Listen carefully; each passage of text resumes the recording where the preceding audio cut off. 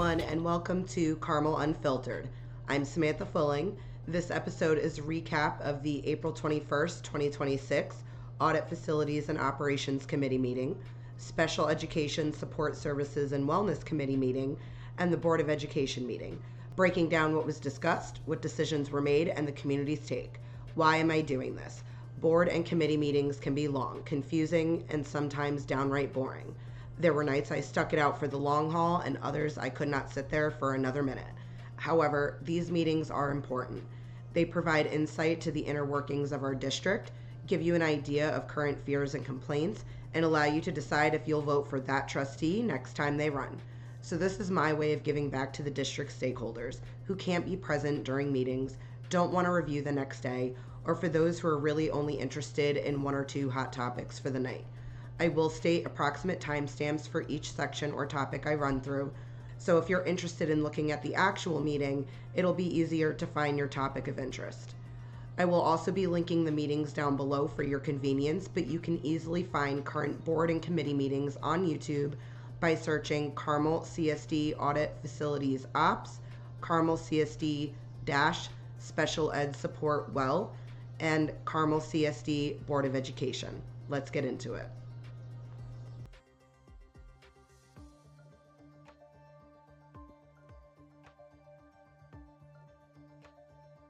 So first we'll go through the Audit Facilities and Operations Committee meeting. Present for this meeting were Vice President John Curzio, Trustee Nicholas Magliano, Superintendent Michael Plotkin, and Assistant Superintendent of Business Ken Silver. Trustee Jim Wise was at the Special Education Committee meeting. The meeting opened with public comment, and there was none, and immediately the committee moved into the budget review. Ken Silver said the budget in front of the committee was the budget the board was expected to pass that night. He explained that it was still being referred to as the superintendent's proposed budget. He said that after board passage, it would appear on the website as the adopted budget, and after the election, if approved by voters, it would become the approved budget. He said there was no difference in the totals, and noted one small modification on line 541 involving E&L teachers at Kent Elementary School, but said there was no change in the numbers. He also said people should pay attention to the version date on the document and not the print date. At approximately 1 minute and 50 seconds, the committee moved to the budget roadshow discussion.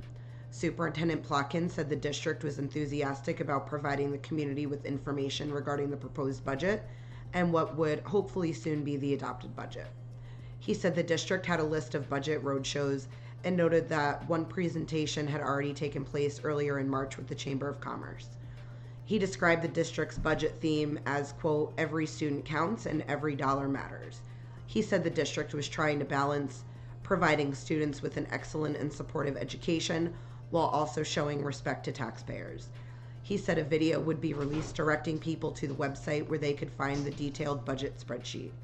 He also said he and Ken Silver created a 27-slide deck to make the budget easier to understand. He said the district wanted people to come with questions and said, quote, we don't want anything hidden here. We've worked much too hard on this to keep it hidden. Assistant Superintendent Silver then reviewed the roadshow list and said some items were still missing, including the town of Kent, the town of Putnam Valley, the elementary PTAs, and SEPTO. He also asked that the earlier Chamber of Commerce presentation be added so the document showed the full record of the district's outreach. Superintendent Plotkin said those missing items would be added by the next meeting. At approximately 5 minutes and 40 seconds, the committee moved to insurance renewal.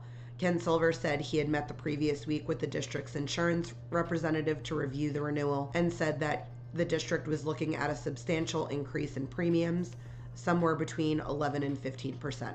He said that increase had already been accounted for in the budget. He also said the district was still working with an outside consultant from the prior year through June 30th.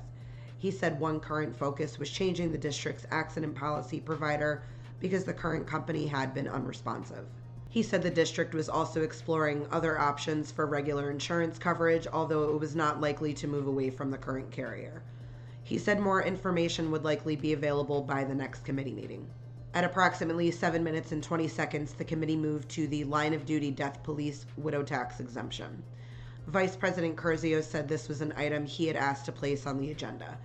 He said the law had been signed by Governor Hochul in December 2025 and said he had found a few school districts in New York, specifically 3 on Long Island, that had already passed resolutions tied to it. He summarized the measure of establishing a real property tax exemption for surviving spouses of police officers killed in the line of duty. The discussion focused on how the exemption would work, what questions remained about the law, and what the district would need to do if it wanted to adopt a resolution.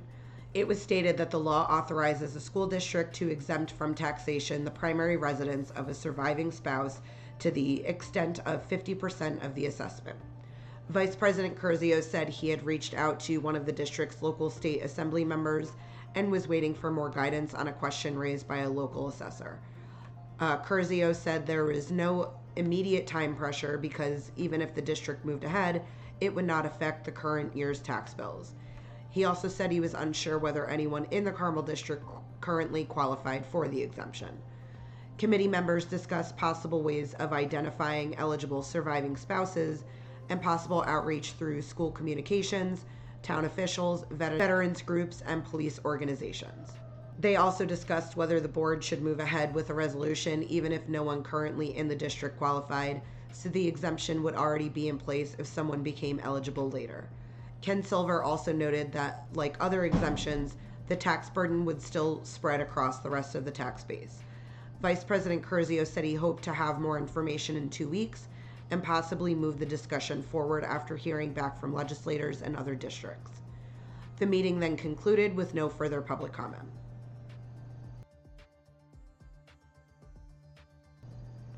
So now on to the Special Education Support Services and Wellness Committee meeting. Present for this meeting were Trustee Jim Wise, Trustee Jordy Douglas, and President Melissa Orser. Off camera were Director of PPS Jenna Rocca and Assistant Director of PPS Alexandra Chanowski.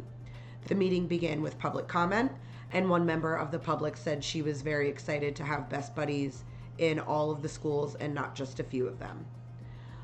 At approximately 20 seconds, the committee moved into the main discussion, which was a review of the Best Buddies program across the district and a proposal to expand it to Kent Primary and Matthew Patterson for the 2026-27 school year. Jenna Rocca and Alexandra Chanowski gave the presentation. They said Best Buddies is already established at George Fisher Middle School and Carmel High School, and the district is now looking to establish it at the elementary level. They said the purpose of the program is to promote social inclusion and reduce isolation for students with intellectual and developmental disabilities.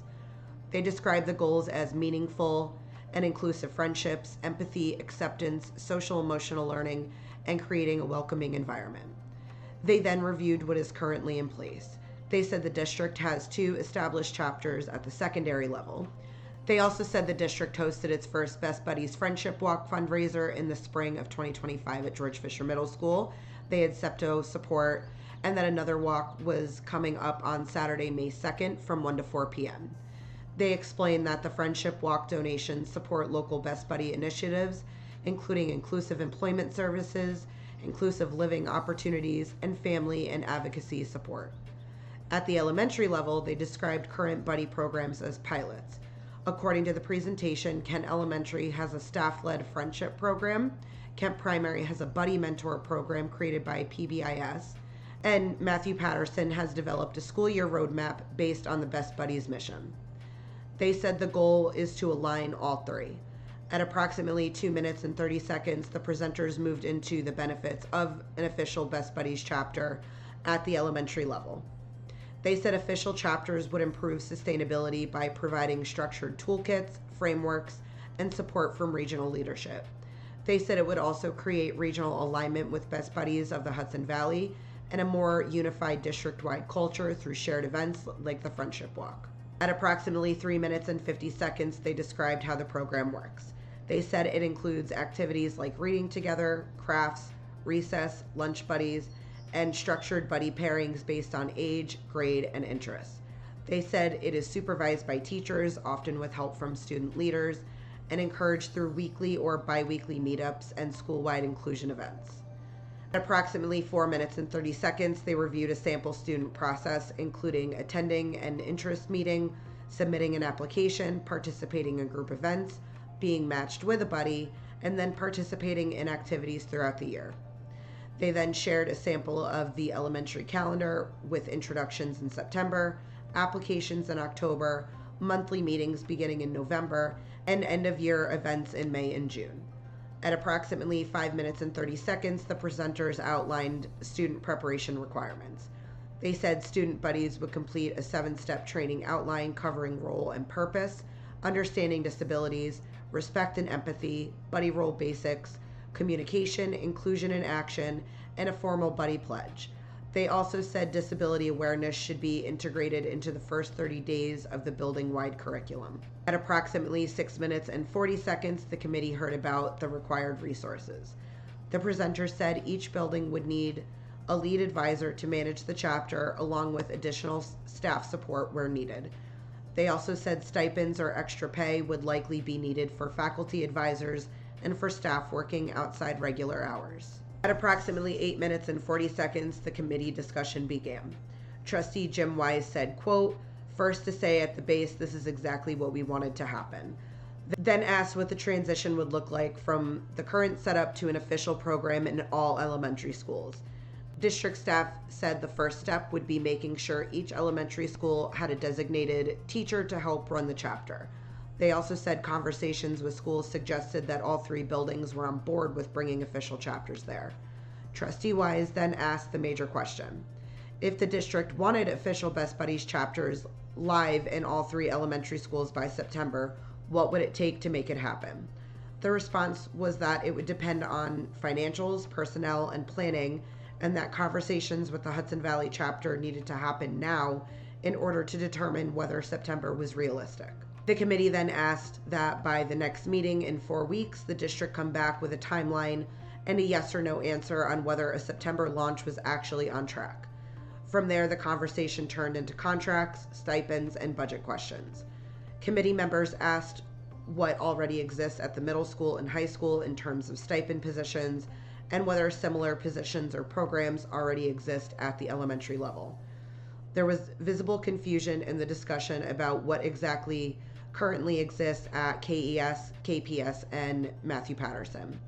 At one point, a member of the community expressed surprise at hearing Kent Primary had a buddy mentor program, saying her own son attends that school and she had never heard of it. District staff claimed that no elementary school currently has an official Best Buddies program. They said the Kent Primary program discussed in the presentation is a PBIS-related buddy mentor program, not an official Best Buddies chapter. At approximately 13 minutes and 15 seconds, the discussion repeatedly returned to the distinction between official Best Buddies chapters at the secondary level and local building-based buddy programs at the elementary level, along with contract, stipend, and funding questions. Trustees said they needed answers on how the current programs are managed contractually, how any stipends are handled now, and what would need to change if the district wanted official programs in all 3 elementary schools. It was also discussed that if the needed positions do not currently exist in contract language, then a memorandum of agreement would likely be required. The committee also talked about how events and field trips connected to these programs are currently financed, including whether SEPTO or PTO support is covering some of the costs. By the end of the discussion, the board asked the district administration to return at the next meeting with several specific answers. How the programs are currently managed contractually at the high school, middle school, and elementary ad hoc level. How the programs are currently stipend funded. What changes in contract language, budget, or negotiations would need to get official elementary chapters on track for September. A rollout roadmap, and a yes or no answer on whether September is realistic. There was also a request that the district spell out both what exists now and what would need to exist in order to meet the requirements of an official Best Buddy chapter. At approximately 24 minutes and 40 seconds, as the shortened meeting time ran out because of the tenure reception, Trustee Wise asked if there were any final public questions or comments, and there were none, so the meeting adjourned.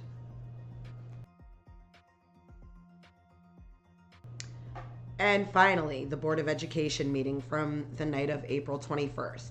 For me, out of all 3 of these meetings of that night, this is the highlight. And it's not because I think Committee meetings aren't as important as board meetings, but tonight was historical. I'll leave it at that. But here we go.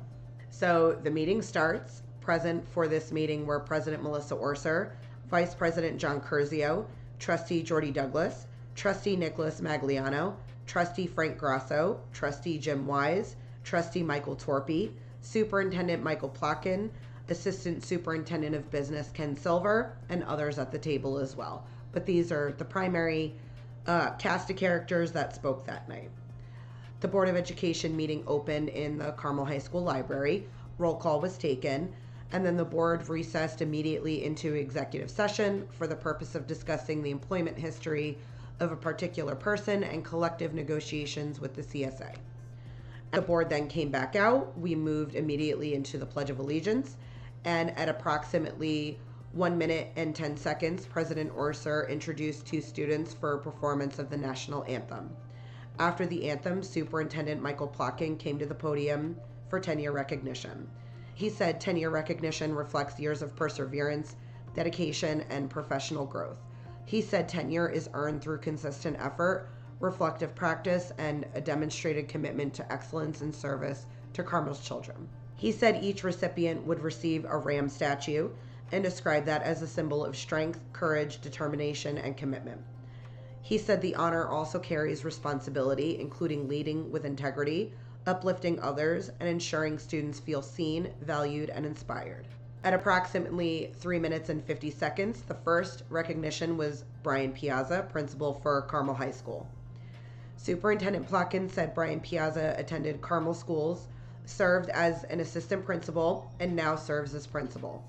He also shared student quotes describing Mr. Piazza as someone who knows students' names, helps students feel like they matter, encourages them through tough days, and leads with respect and kindness. Brian Piazza then introduced Carmel High School tenure recipients. The first was Monica Berardi. He said she started the therapeutic support program at Carmel High School in the 2023-24 school year and has played a leadership role in building that program. He said the program serves students who need a supportive and therapeutic learning environment for a short period of time, including students who might otherwise be on home instruction or transitioning back from home instruction. Next was Holly Pena Holmes, school social worker.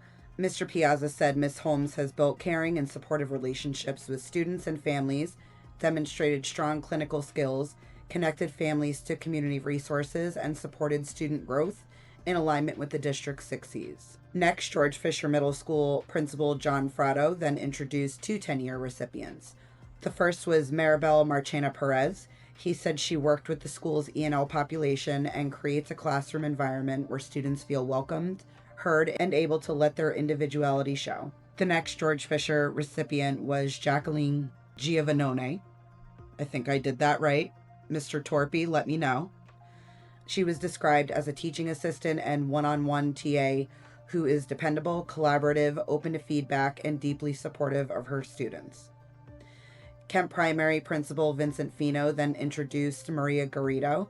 He said students call her Miss G and described her as a dedicated teaching assistant, team player who helps students regulate emotions, re-engage with tasks, and stay connected to learning.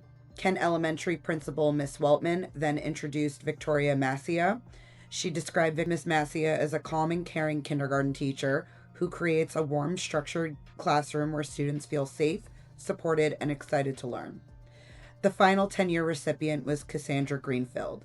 She was described as a teaching assistant who provides steady support in a kindergarten classroom, reinforces instruction, builds strong relationships with students, and supports early literacy. At the end of the recognitions, all tenure recipients were invited up for a group photo. Around the 27-minute mark, the board then moved to open session for public comment. The first public speaker said he wanted to follow up on several things from the prior week, especially related to the budget.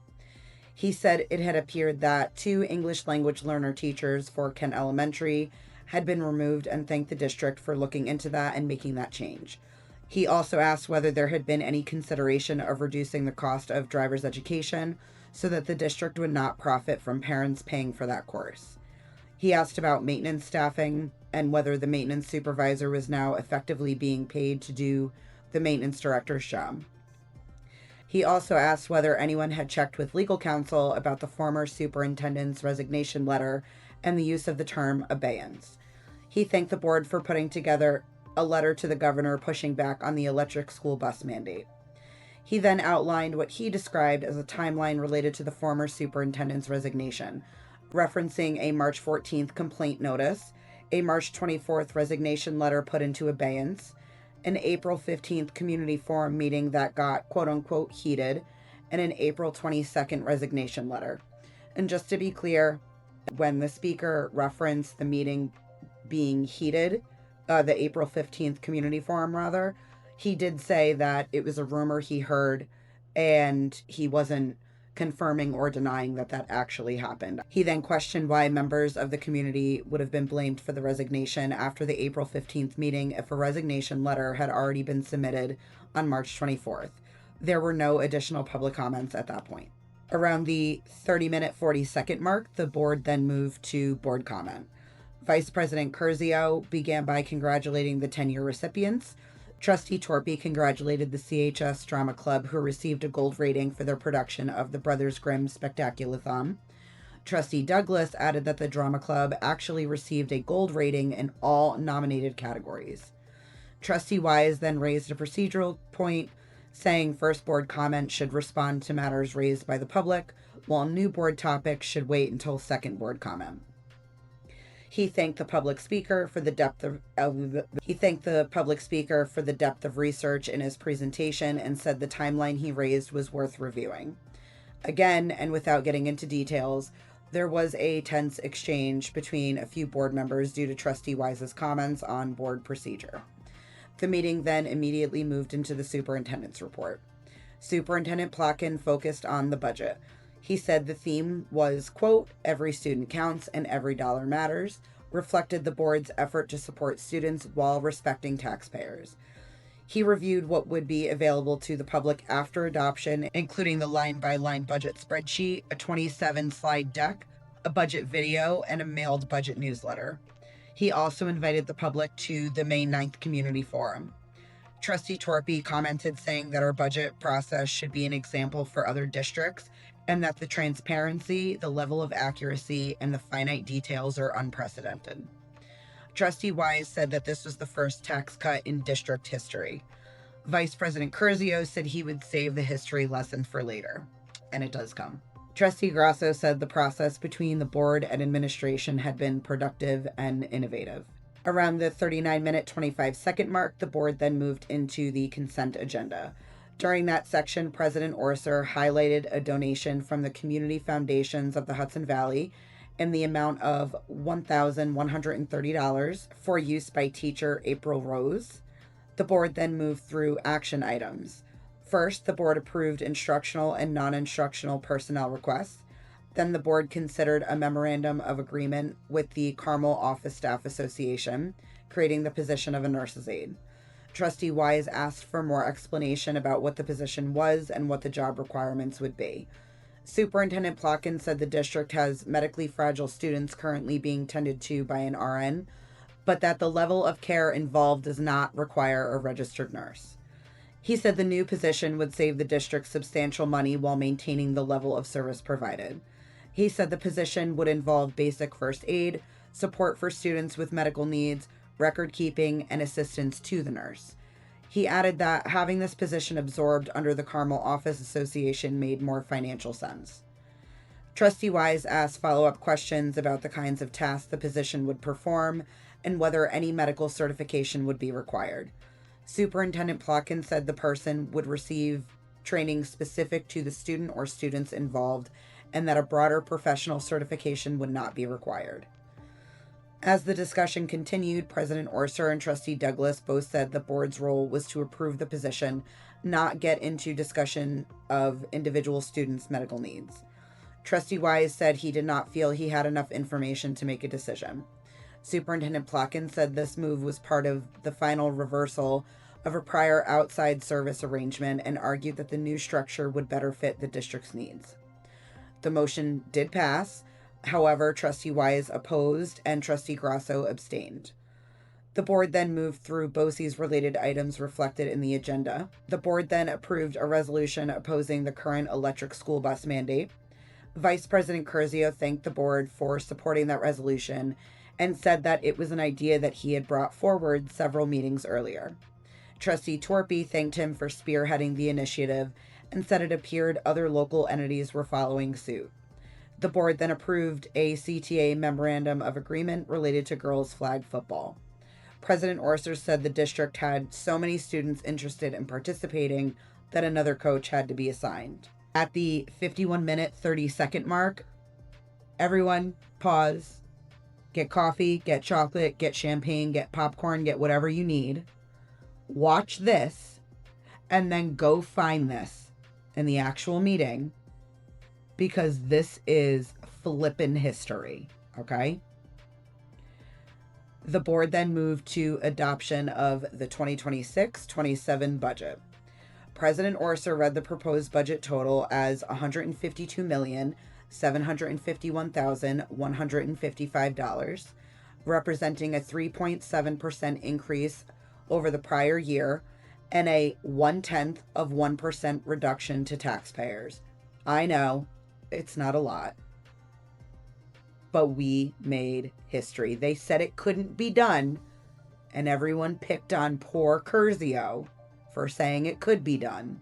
And now look, all prior board members have egg on their face now. Congratulations to you all. But I'll continue on. Vice President Curzio then delivered an extended statement on the historical significance of the vote. He thanked district administrators and members of the Audit, Finance, and Operations Committee for their work during the budget process. He said the committee had begun by recommending a 0% tax levy increase and then moved toward a tax levy cut after learning that state aid would not be negatively affected. He reviewed prior tax levy increases in the district and said from the 2002-2003 through 2006-2007 years, the levy increased 42.5%. And from 1998-99 through 2007-2008, it increased by 93%. I have no words. He said those past decisions continue to affect present-day taxpayers. He then reviewed more recent years, saying 2021 resulted in a 0% tax levy increase after 2 defeated budgets, followed by a 0.97% in 2022, a 1.86% in 2023, a 0% in 2024, and a 0.74% in 2025. He said the budget before the board that night supported students while also including what he had described as the first tax cut in district history. Trustee Wise followed with his own remarks. He thanked Curzio for bringing forward that history and said it showed how badly tax relief was needed. He said the previous year he had brought forward a motion to include a tax cut in the budget and that the motion had failed. He said that through continued work with the help of administration, the district had now reached a budget that cuts taxes without affecting state aid, without unbalancing the budget, and without reducing program quality. The board then took a roll call vote, and the budget passed unanimously. Finally, the board approved a field trip request to the Broadway Theater for a performance of The Great Gatsby, which in my opinion, I feel like should have been done before the budget passed, because this is an exciting field trip, and it just flopped next to the budget passing. But I hope those kids have a great time. Around the 1 hour, 4 minute mark is old business. Trustee Magliano returned to a comment made at a previous meeting. He asked Trustee Torpy to explain a prior remark to a community member that something was, quote, not safe to say from the podium. Trustee Torpy said he meant that it is not safe legally to make unfounded accusations that could affect someone's reputation. Trustee Magliano said he had assumed that was the intended meaning, but wanted the clarification stated clearly because members of the public had questions. The board then opened the floor again for public comment. The public commenter from earlier returned to the podium. He said some people had asked him after the previous meeting whether Trustee Torpy had threatened him.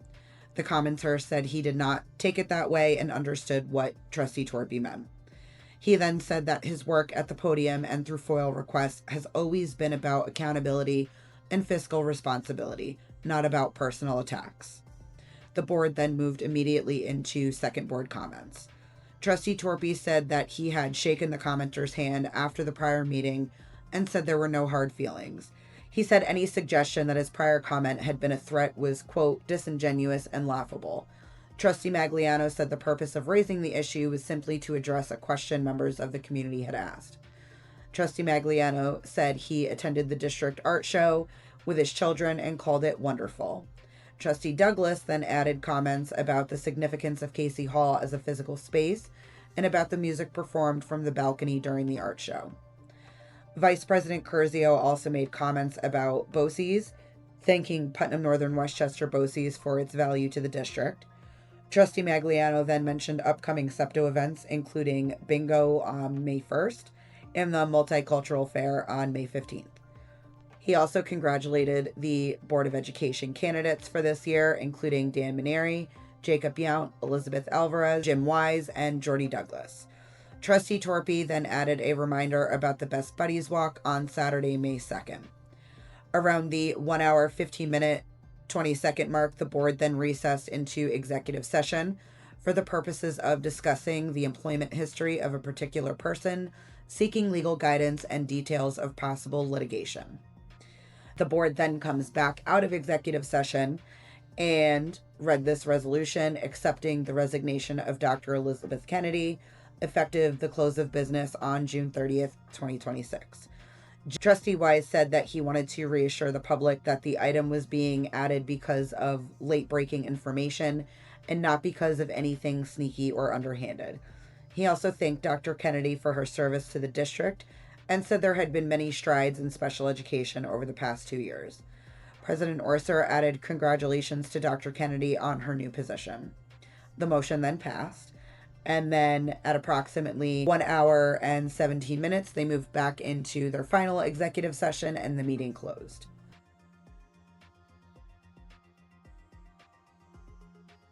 I don't have any major criticisms of the two committee meetings.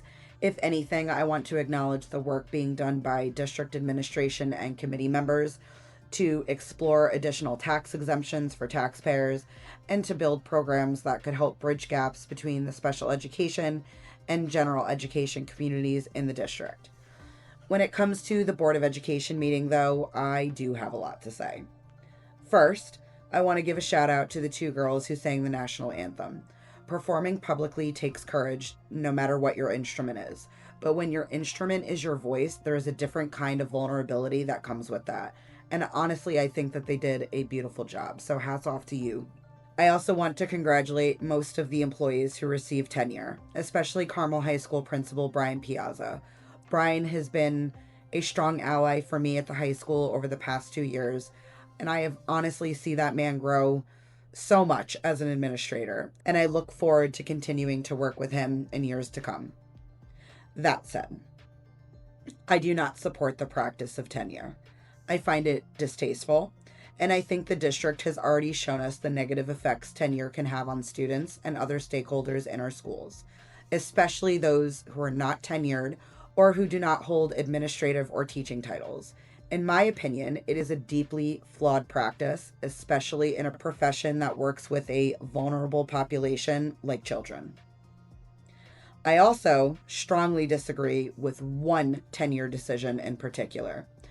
I won't name names, but I do think it's worth saying that this was someone who acted so carelessly to place roughly 50 parents of special education students into a fucking group chat while referencing testing their children needed. Now, some of you may just call that a human error. Some of you may tell me to get over it. Well, you know what? I don't give a shit if it was a human error.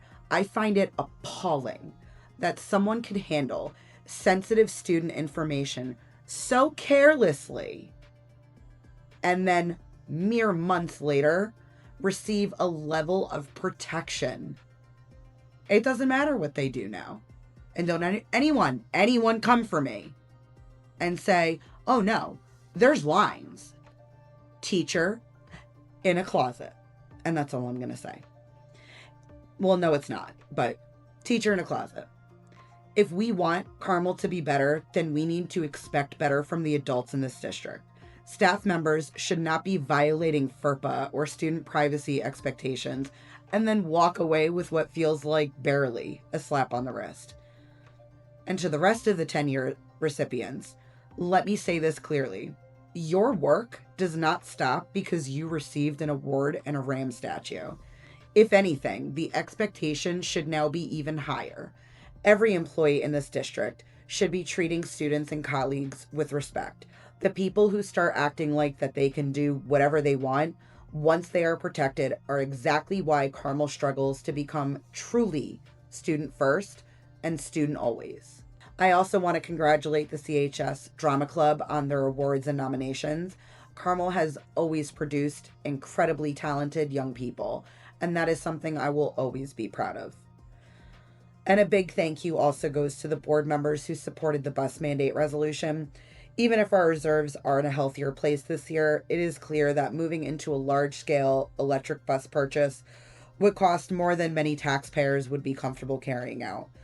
I do not know where this mandate goes from here, but I am glad our trustees are willing to say no thank you to the governor when they believe something is not right for the district. However, you should have also done it with the cell phone ban. And finally, I am so genuinely proud that this budget has passed. I am so proud of every single person sitting at that table that put that work in. I appreciate Vice President Curzio's history lesson, and I think it matters that taxpayers in this district are finally seeing a board and administration willing to take that history seriously. It is frustrating to look back at how long taxpayers here have carried the burden that they have. And this is exactly why this year's budget process matters. So thank you, truly thank you, to President Melissa Orser, Vice President John Curzio, Trustees Nicholas Magliano, Jordy Douglas, Michael Torpy, Frank Grasso, and Jim Wise. And thank you to Superintendent Michael Plotkin and Assistant Superintendent Ken Silver. And an even more special thank you to Superintendent Plotkin, who made district history in less than a year in this role. All right, one more negative Nancy, and then we'll wrap this up in a happy sandwich kind of a way. I also want to say, again, this is uncomfortable and unnecessary to watch trustees take little shots at each other during meetings. These are grown adults, and the constant sniping does nothing to help students, staff, or taxpayers. Either work together, ignore each other, or go duke it out in the parking lot. Because honestly, at this point, that would probably be entertaining. But stop doing this shit at the table. And finally, congratulations to Dr. Elizabeth Kennedy on her resignation and on her new position as superintendent of Pauling Schools. I know there are many people in Carmel who will miss her, and I wish her well in what comes next.